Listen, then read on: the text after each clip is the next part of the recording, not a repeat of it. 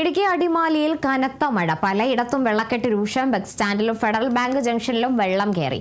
നിരവധി വ്യാപാര സ്ഥാപനങ്ങളിലും വെള്ളം കയറി. കടകളിലെ സാധന സാമഗ്രികൾ വെള്ളത്തിൽ നശിച്ചു.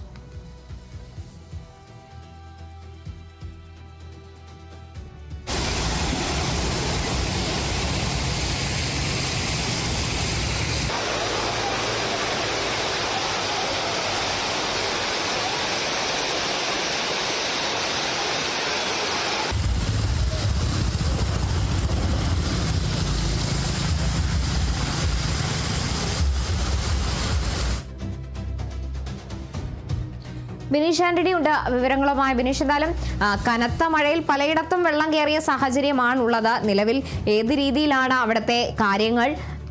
വെള്ളക്കെട്ടടക്കം രൂക്ഷമായ പ്രതിസന്ധി സൃഷ്ടിക്കുന്നുണ്ടോ?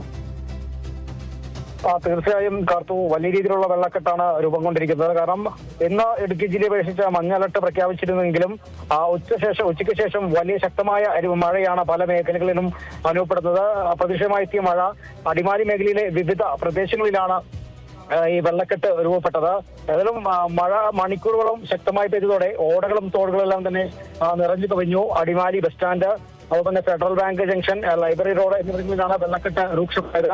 ഓടകളിൽ നിന്നുള്ള വെള്ളം കവിഞ്ഞൊഴുകി റോഡിലേക്ക് എത്തിയതോടെ വാഹനയാത്രക്കാർക്കും ബുദ്ധിമുട്ടിലായി. നിരവധി വ്യാപാര സ്ഥാപനങ്ങളാണ് വെള്ളം ഇരച്ചു കയറിയത്. ഇതുമൂലം വ്യാപാരികൾക്ക് വലിയ നഷ്ടം തന്നെ ഉണ്ടായിട്ടുണ്ട്. മൊബൈൽ ഷോപ്പും അതുപോലെ സ്വർണ്ണക്കട തുടങ്ങിയ നിരവധി ഷോപ്പുകൾ, വസ്ത്ര ഷോപ്പുകളെല്ലാം തന്നെ നിരവധി ഷോപ്പുകളിലാണ് വെള്ളം ഇരച്ചു കയറിയത്.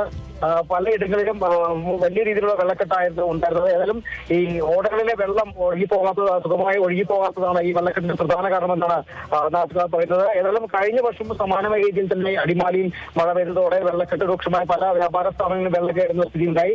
ഇത് ഇത്തവണയും അത്തരത്തിൽ ഉണ്ടായെന്ന് തന്നെ വേണം പറയാൻ. ഏതായാലും വ്യാപാരികൾക്കാണ് വലിയ രീതിയിലൊരു നാശനഷ്ടം ഉണ്ടായിരിക്കുന്നത്. കാർത്തു, ശരി, ബിനീഷ് ആന്റണിയാണ് വിവരങ്ങൾ നൽകിയത്.